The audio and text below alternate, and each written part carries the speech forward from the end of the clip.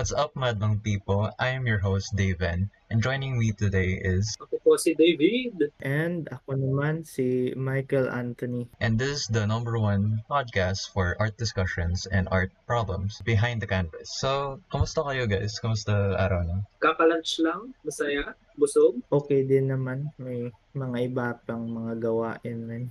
Oh yeah, finals is near guys. Woo! Yeah, it's na stress ako sa finals currently. Same. So, like, artist naman tayo lahat, di ba? Oh, Like, curious lang ako sa, like, yung backstory niya. Gaano katagal na kayo, like, naging artist? And, ba't kayo naging artist? nung nag-artist ako siguro nung simula nung junior high, pero tumigil, mahal art supplies. Tapos dumating pandemic, doon ulit nagsimula pag-art for 3 years, 4 years. Nag-pandemic talaga nag-try hard kasi digital na.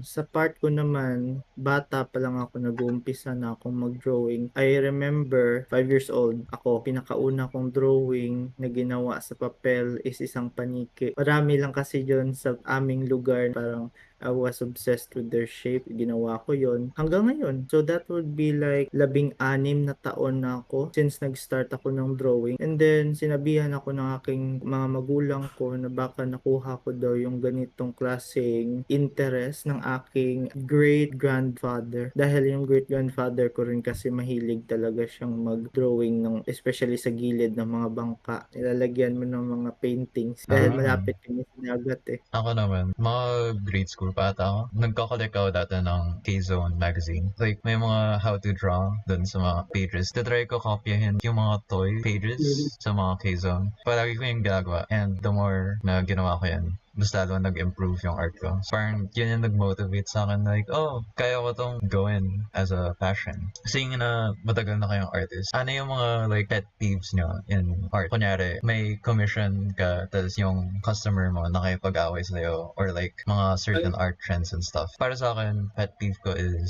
NFTs. So, sa mga di alam, ang NFT is basically digital, hindi naman currency. Parang digital collectible item siya. Tapos connected siya to a digital currency. Sa Bitcoin or Ethereum, ganun. Pag binili mo yung NFT, tataas yung value niya depende sa stock market or sa algorithm. And like, naubisod ako sa NFTs kasi nawala yung passion sa art tungkol lang sa pera. Actually, nung naging popular yung NFTs, yung dad ko, pinipilit niya ako gumawa ng NFT art na nainis na ako dun. Like, buti nga na eventually nawala yung hype around NFTs. Okay, so for me naman is there's these two things. First is of course pet peeve ko talaga yan. I remember correctly, naging part ako ng isang art community doon sa amin sa probinsya. Masasabi ko naman na respectful naman yung president ng art community na yon. However, yung mga artists doon, hindi ko naman gustong i-accuse. Wala akong ibibitawan na pangalan. Pero I just feel naging pet peeve ko talaga na even though we are the same artist and yet somehow since matagal na siya doon sa community na yon, feels like parang yung mga bago na pumasok sa community, kailangan pa ba talaga na bigyan mo ng low standard na parang hindi significant bilang artist just because bago ka sa group na yon. I just hope talaga na kahit magaling ka nga na artist, pero sana naman yung moral and dignity mo is you should understand na bilang artist that is living in a country kung saan mahirap talaga ang sitwasyon para sa mga artist na kailangan nilang magtulong-tulungan. Even though it's a business, business is a competition, sabi nga nila, dapat naman wag naman dumating sa paraan na parang bibigyan mo ng less attention or less care to somebody just because they are new to the community. Kaya yun yung isa sa mga pet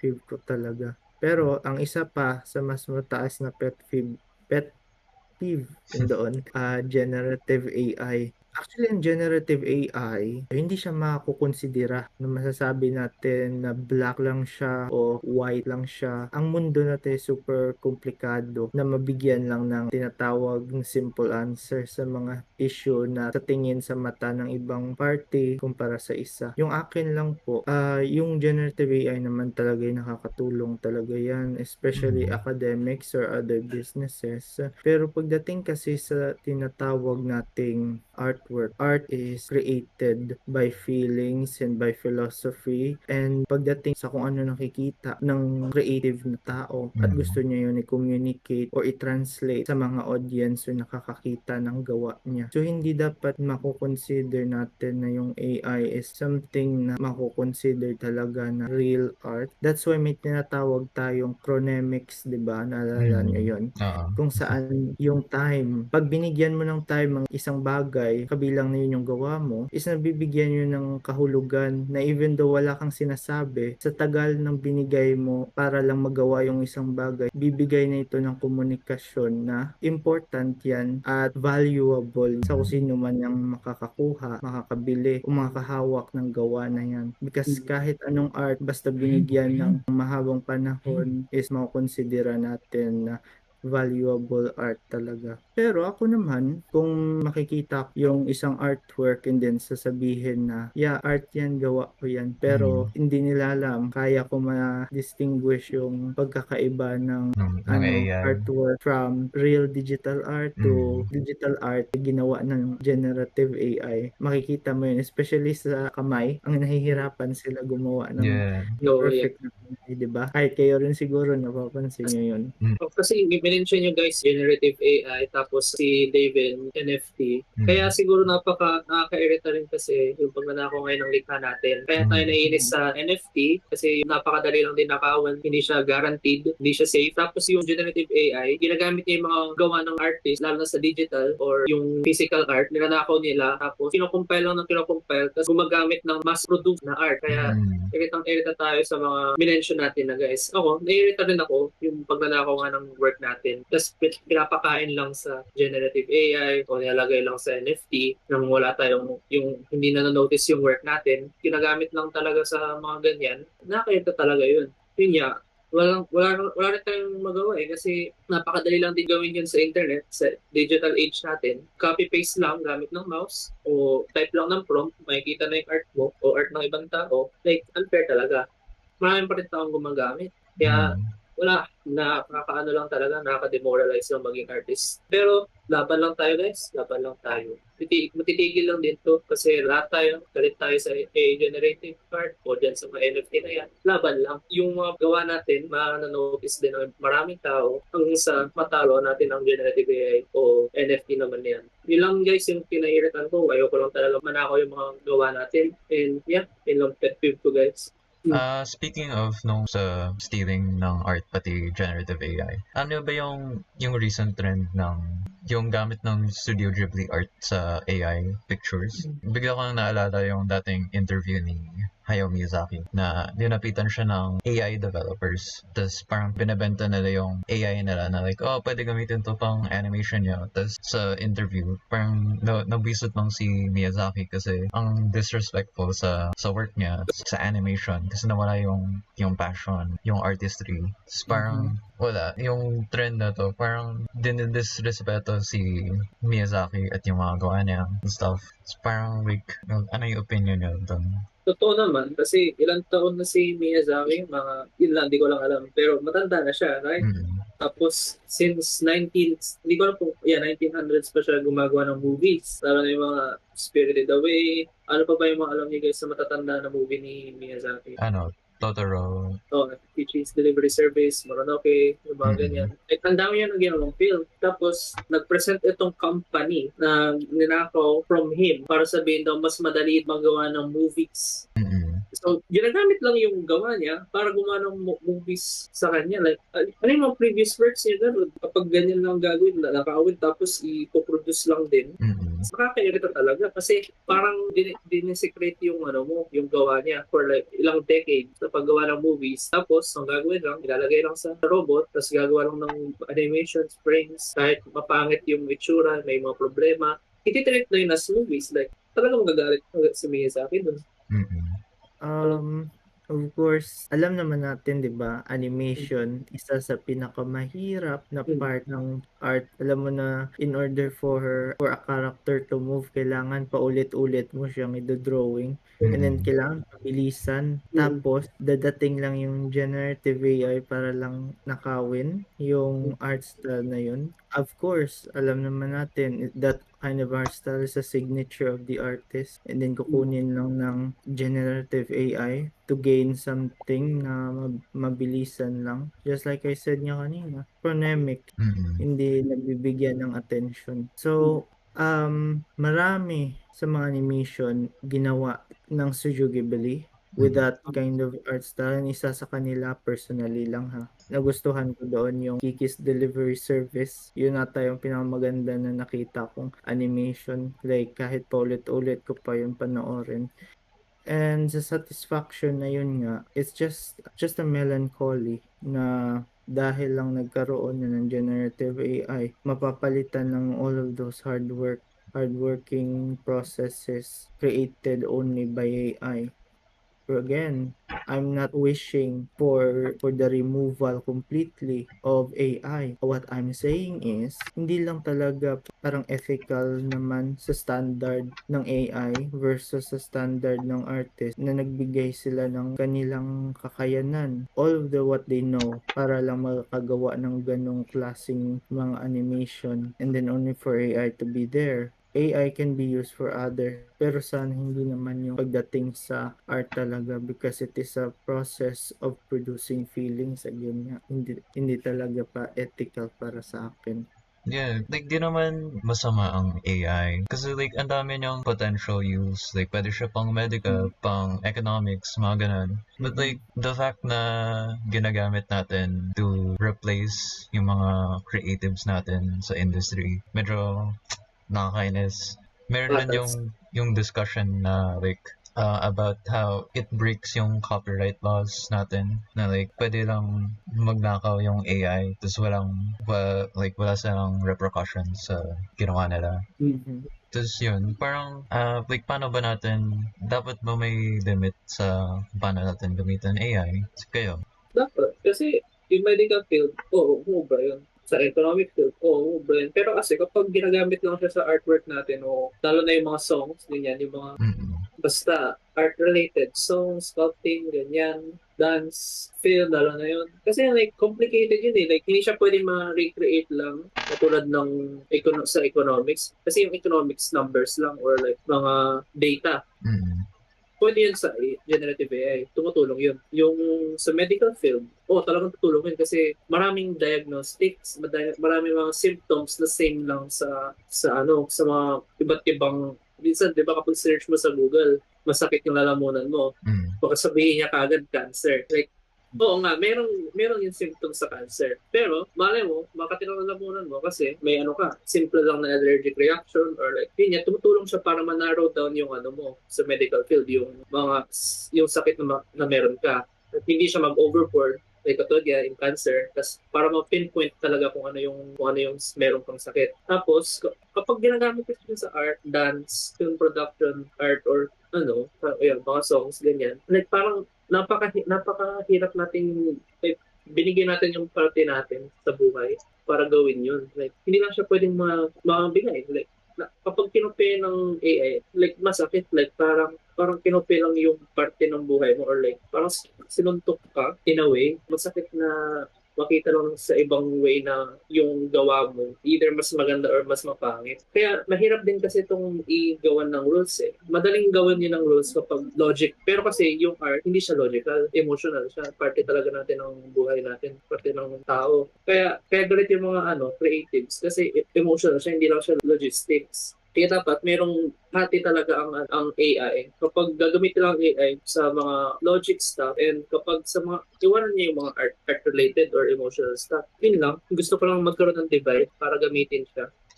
Tama naman yun. For me naman, is just paulit-ulit na to yung about sa kung gaano ka disrespectful for AI sa art. Pero another thing that I wanted to communicate is that the population of populasyon natin is lumalaki over time. And alam naman natin, every people, kahit ano na sino naman, is may pangangailangan. And isa sa mga makakatulong para sa pangangailangan yan is kapag yung isang tao is merong trabaho. Alam na ba natin, tama ba to yung sinasabi ko? na art ay hindi makonsidera na totoong trabaho. Tama ba yung Hmm. sinasabi ko? Naririnig niyo ba yan? Oo, ang dami ko na narinig na gano'n na Ganon. hindi siya gano'n ka-importante compared sa mga ibang trabaho.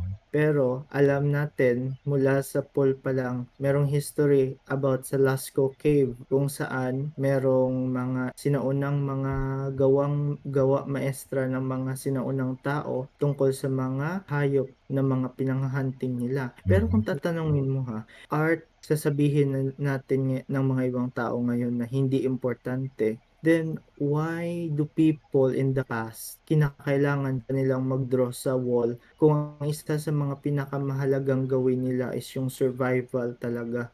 Pero hindi sila nag-skip, hindi sila nagsabi na, hindi naman importante yung art, bakit pa ako magdo-drawing sa mga komplikado na dingding ng walls ng cave na to, hindi naman ganun ka-importante. Pero ginawa nila ang Mm. dami. Hindi lang sa isang lugar, iba't ibang lugar, iba't ibang grupo ng tao, survival in the past na mataas talaga ang life expectancy dahil survival nga. Pero parang hindi nila kinonsider na yung art is just an option. Parang necessity na Mm. kailangan gawin ng tao. Kaya ganun kaimportante. At isa pa, dito sa Philippines, alam natin, sa umpisa pa lang nakalagay na yan sa history kung gaano ka-unique rin yung art sa ating kultura. Pero bakit natin kinoconsider na parang hindi importante yung art dito? Ngayon, balik sa sabi ko sa trabaho, ganun ka low rank ang binibigay na importansya ng mga ibang tao sa artwork, and then masasabi na wala kang makukuha kung